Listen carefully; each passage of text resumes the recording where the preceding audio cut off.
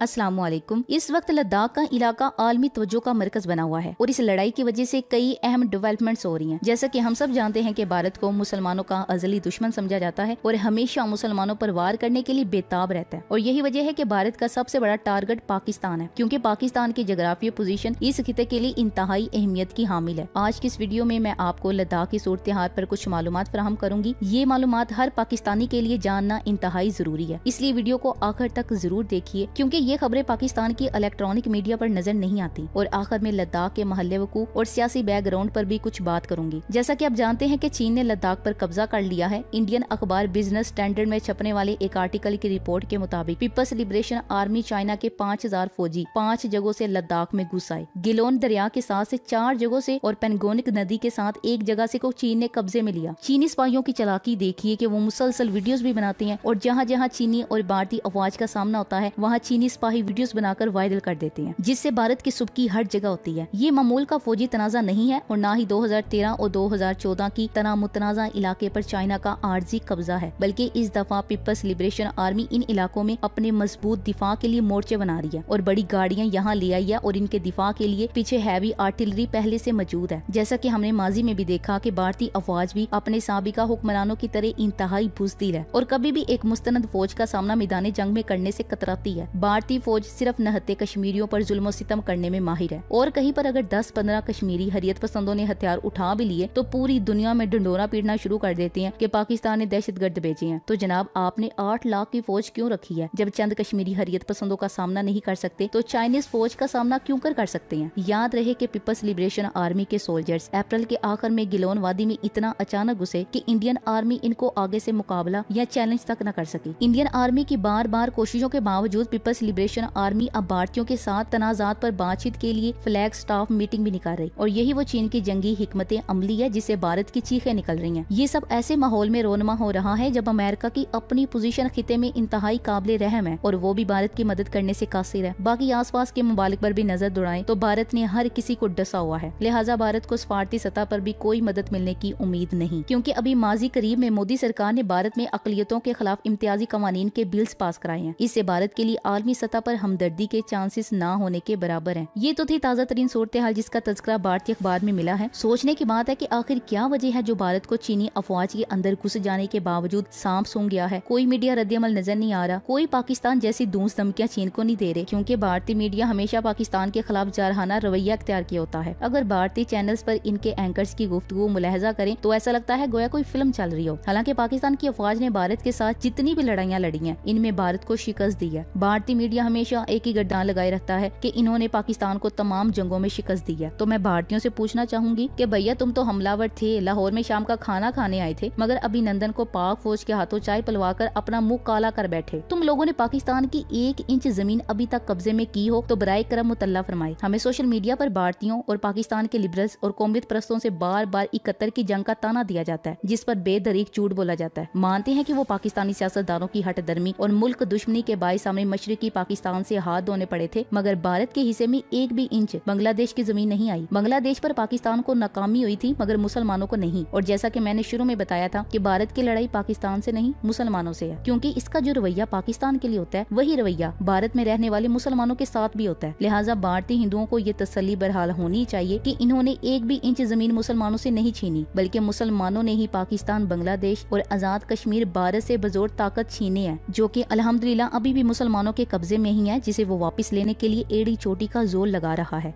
आपको बताते हैं असल वजह के इंतहाई खुफिया रिपोर्ट्स थी कि भारत गिलगित बल्तिस्तान पर हमला करने की पूरी तैयारी में है, जिसका मकसद गिलगित बल्तिस्तान पर कब्जा करके सी पैक रूट्स को काट दे और गिलगित में तामीर और दियामेर बादशाह डैम की तामीर भी रुकवा देगा, क्योंकि इस काम के लिए भारत की पुश्तपनाही अमेरिका और इसराइल भी कर रहे हैं। बिल्ली को ख्वाब में छिछड़े दिखाई देते हैं, मगर पाकिस्तान की पेशगी मदद करने की गर्ज से और सी पैक जैसे गेम चेंजर मंसूबे को नापाक भारतीय अजायम से तहफुज देने के लिए चीन ने बावजूद इसके कि अमेरिका के साथ भी कशीदगी अपने अरूज पर है, फिर भी भारत के अंदर फौजें घुसा दी और सी पैक समेत दियामेर बादशाह डैम और पाकिस्तान की सालमियत का दिफा किया। जहन में रहे कि लद्दाख रीजन जहां से भारत गिलगित बल्तिस्तान पर हमला कर सकता था, बल्कि नई पोजीशनों पर चीनी अफवाज बंकर्स भी बना रही हैं, जिसका वाजिया मतलब यह है कि चीनी अफवाज अब पीछे हटने वाली नहीं है। और यही बात है कि भारत की चीखें निकल रही हैं और इन्होंने इस इशू को आलमी अदालत में उठाने का फैसला किया है, यानी खुद ही जारहाना कार्रवाइयों का आगाज किया। सी पैक को टारगेट करने के लिए अपने नापाक अज़ाइम के साथ आगे बढ़ने की प्लानिंग करता रहा, और जब चीन ने इसे गर्दन से दबोचा तो अपनी मासूमियत को रोना शुरू कर दिया। याद रहे, line of actual control Ladakh region Bharat के लिए पाकिस्तानी गिलगित बल्तिस्तान पर हमला करने का मुख्तसर तरीन और वाहिद रास्ता था, जिस पर अब खौफनाक ड्रैगन आ बैठा है और बुज़दिल भारत को लेने के देने पड़ गए हैं। यहाँ तक इतलात है कि चीन ने भारत के 75 फौजी भी असले समेत अगवा कर लिए हैं। क्या पता चीनी फौज अब तक भारतीय फौजियों का सूप बनाकर ही पी चुकी हो। अगर वाकई ऐसा किया हो तो ऐसी गलीज मखलूक खाने से चीन में एक नई वबा उमटने का चांस बढ़ गया है। ज़हन में रहे कि सी पैक को टारगेट करने में सिर्फ भारत ही स्टेक होल्डर नहीं, बल्कि सी पैक से अमेरिका और अरबों को भी शदीद खतरात लाहक हैं, क्योंकि अगर ये मंसूबा पाया तकमील तक पहुँचता है तो चीन चंद ही सालों में दुनिया का सुपर पावर बन जाएगा, जिसके बगल में इसके अस्करी एतबार से एक मजबूत तरीन दोस्त पाकिस्तान भी वाक़या हो, और अफगानिस्तान में तालिबान की एक ऐसी नाकाबिल शिकस्त कुव्वत जिसे 57 ममालिक की अफवाज भी शिकस्त ना दे सके, और अफगानिस्तान के साथ तुर्की लगा हुआ है जो तेजी के साथ एक बार फिर अपना पुराना मुकाम हासिल करने के लिए कोशा है, और चीन के साथ रूस के भी मजबूत ताल्लुकात और मुफादात वाबस्ते हैं। लिहाजा अमेरिका की सुपर पावरी के लिए चीन एक बड़ा खतरा है। भारत जो हमेशा अमेरिका के कंधे पे बंदूक रखकर चलाने का आदी है, लिहाजा अपने आका के मुफादात के तहफ़्फ़ुज़ की खातिर भी अमेरिका इसे सी पैक को रोकने के लिए इस्तेमाल करना चाहता है, जिसकी राह में फिलहाल चीन हाइल हो गया है। दूसरी तरफ नेपाल के साथ भी जो भारतीय तनाज़ा शुरू हुआ है, इसमें भी वन बिल्ट वन रोड मंसूबे की सड़क का मामला है, जिसमें चीन नेपाल की भरपूर पुश्तपनाही कर रहा है कि भारत की बदमाशी को खाक में मिलाओ, हम तुम्हारे साथ हैं। यानी कि चीन ने दोनों मुमालिक नेपाल और पाकिस्तान के साथ अपने अहम स्ट्रेटेजिक और मौशी मंसूबों के तहफ़्फ़ुज़ को यकीनी बनाने के लिए भारत की ठुकाई का पूरा प्लान बना लिया है। पहले भारत पाकिस्तान को मशरिक और मगरिब से दबोचने के लिए हमेशा सरगर्म रहता था,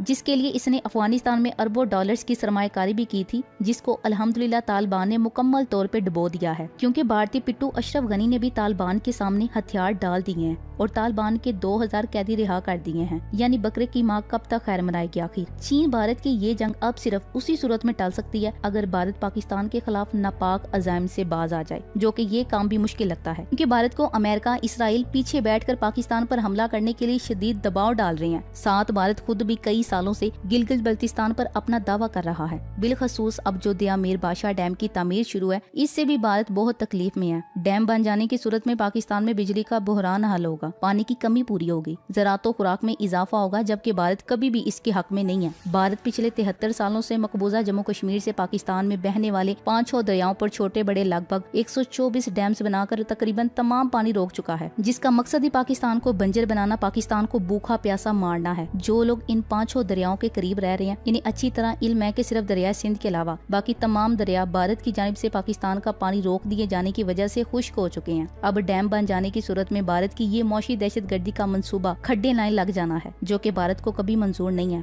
लेकिन अब ऐसा भी नहीं कि हर काम भारत की ख्वाहिश के मुताबिक होगा। पाकिस्तान को माजी में गद्दार और नमक हराम हुक्मरानों ने भारत के मुकाबले में कभी खड़ा होने नहीं दिया, बल्कि एक सोची समझी साजिश के तहत पाकिस्तान को माशी तौर पे इतना कमजोर किया है कि पाकिस्तान अपने मुफादात की बात भी नहीं कर सकता था। लेकिन मौजूदा हुकूमत के आने से भारत की ये उम्मीद भी खत्म हो गई है। पाकिस्तान के गिलगित बल्तिस्तान पर हमला, जहां सी पैक रूट काटने में अमेरिका और इसराइल का मुफाद है, वहीं पे डैम की तामीर रोकने में खुद भारत का पाकिस्तान के खिलाफ नापाक मंसूबे का मुफाद है। जबकि भारत के इन तमाम नापाक अज़ाइम को खाक में मिलाना चीन के इन तमाम मंसूबों के दिफा का मुफाद शामिल है। अब देखिए मुफादात की हुसूल और मुफादात के तहफ़्फ़ुज़ की जंग में जीत किसकी होती है। हमारे दिफा में आने वाले चीन के साथ हम हर तरह से और हर सतह पर साथ खड़े हैं। फिलहाल जिस इलाके यानी लद्दाख की खातिर चीन और भारत में कशमकश जारी है, इसके बारे में भी बताती चलूं। लद्दाख अपनी खूबसूरती और बुद्ध सकाफत के बायस मशहूर है। इलाके पर तिब्बती सकाफत की गहरी छाप है और इसे तिब्बत सगीर या लिटिल तिब्बत भी कहा जाता है। लद्दाख के 2 बड़े कस्बे लिया और कारगिल हैं। लिया की अक्सरियत बुद्ध मजहब से ताल्लुक रखती है, जबकि कारगिल की आबादी शिया मुसलमान है। यहाँ के मकीनों ने हाल ही में लद्दाख को मुस्लिम अक्सरियती रियासत कश्मीर से अलहदा रियासत बनाने का मुतालबा किया है। ये इलाका क्योंकि रियासत जम्मू कश्मीर का हिस्सा है, जो पाकिस्तान और भारत के दरमियान तनाज़ा का बुनियादी सबब है, इसलिए आलमी सतह पर इसे मुतनाज़ा इलाका समझा जाता है। तारीखी लिहाज से ये इलाका बिल्तिस्तान, जानिस्कर, लाहौल, सिप्ती, नोबरा वादी और इक्सीचन पर मुश्तमिल था।